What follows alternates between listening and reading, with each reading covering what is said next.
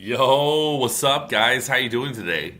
This is the first stream of the day. The first stream of the day, and it's kind of late in the day, but that's okay. I'm just chilling with you this evening. The next stream should be in an hour or so. Anyways, this is Welgo USA and Yakuza centric. I thought it'd be kind of fun to do something a little different with the stream. So I'll be reading you my review and an article about a brief history of the Yakuza. I think you'll find it interesting, especially after I read you my review. Anyways, I've always enjoyed a good Yakuza movie. During the 1970s, Kenji Fukasaku dominated this genre with movies such as Battles Without Honor and Humanity series, but Seishun Suzuki made really terrific ones, too. A generation later, there would be Takashi Miike's contribution to the genre, which seemed like the perfect balance between Fukasaku's no-hold-barred approach and Suzuki's more experimental, jazzy approach. Now we've got Bad City, which is not quite as exceptional as the movies mentioned, but given its subgenre, naturally, I was interested to see what a Yakuza movie in 2023 would look like. The movie pits a Yakuza gang with an ascending Korean gang, but their dynamics are set up early in the movie, so we spend more time with law enforcement. We as the viewers are supposed to want the gangs to both fail, hence the guy in the middle of the poster is our Dirty Harry of sorts. He plays hard against the gangs, but is undoubtedly morally incorruptible, and he also works with the team. The movie is pretty fun. It's not fine art Yakuza stuff, but it is a fun one to unwind to while watching. 4 out of 5 stars. Yeah, you can check me out on Letterboxd over here. Read a lot of these reviews. All these Welco reviews get read on streams.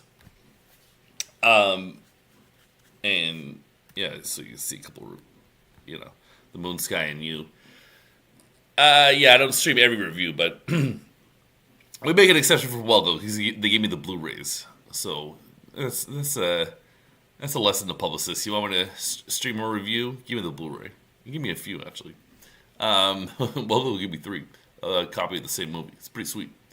So yeah, it's always I mentioned some cinematic references: Fukasaku, Miike, Suzuki, and if you know, you know. If you don't, you're really missing out. You ought to check them out. They're really fantastic films.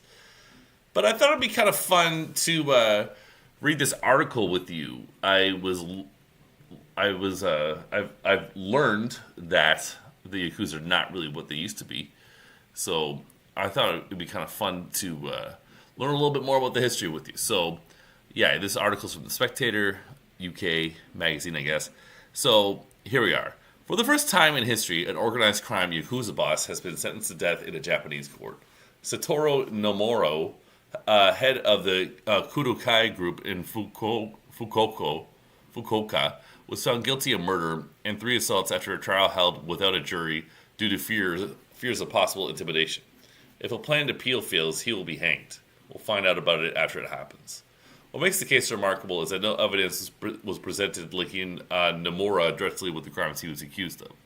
The judge nonetheless concluded that they took place on his orders and had confidence to deliver the ultimate sentence.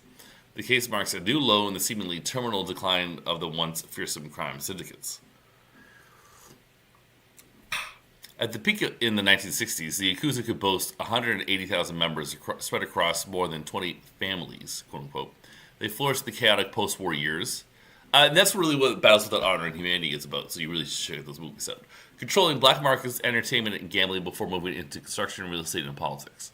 Japan's internal party of government, the LDP, was financed by the notorious gangster Yoshio Kodama in its early years, and as a sign of their influence, thousands of Yakuza were to be used as security for President Eisenhower's planned visit to Japan in 1960. Well, I didn't know that. It's pretty cool. Allegations of ties between ministers and even prime ministers have surfaced periodically ever since. The curious thing about the Yakuza was that they have always operated more or less in plain sight. They have offices with nameplates and members with business cards, some of whom even register with the police. They regarded themselves as guardians of public order rather than criminals and have occasionally even volunteered in good works, such as helping with the relief effort after the 1995 Kobe earthquake and the 2011 earthquake and tsunami.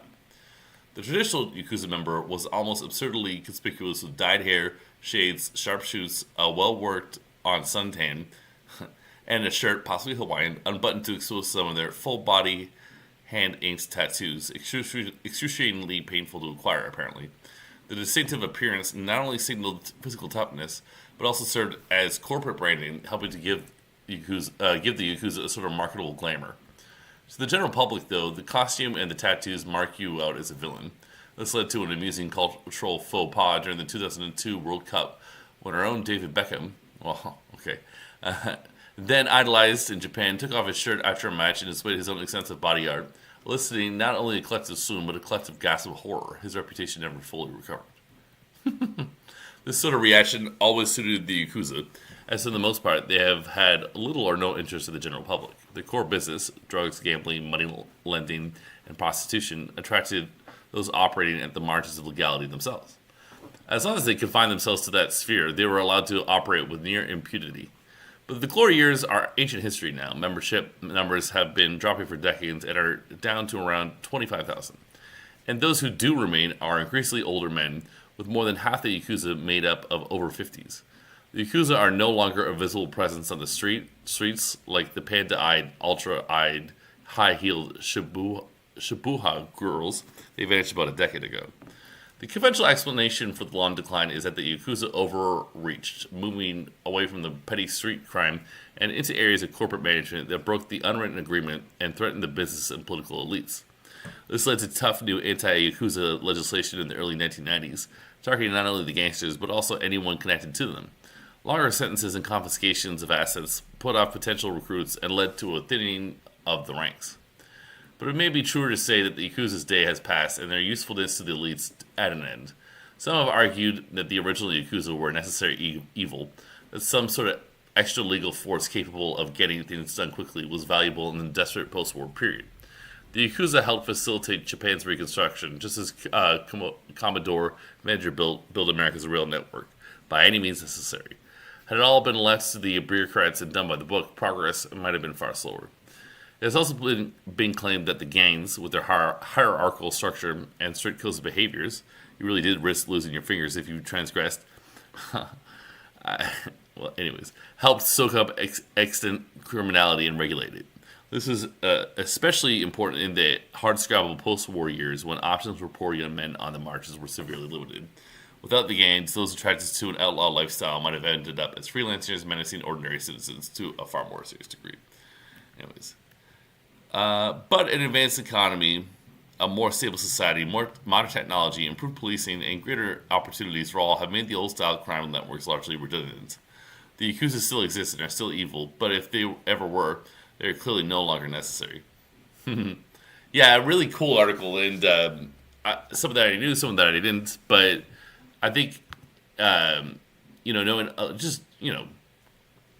some basic facts about the Yakuza will enhance your appreciation of the films with the Yakuza. Often in the 70s, some of the secondary actors were actually gangsters, and that gives it sort of authenticity. You can find that immoral, but it certainly adds to a vibe. Martin Scorsese did the same thing in Raging Bull with the gangsters. Those are real dudes who are actually like living the criminal lifestyle, and you can't really dress up extras to make them look like that. So, yeah, I understand the ethical debate, but anyways, just saying. It's kind of neat to know about that. I mean, I highly recommend the Graveyard of Honor movies. Maybe you could start with that. Watch both of them. The one by Fukusaku and the one by Miike, like 30 years later.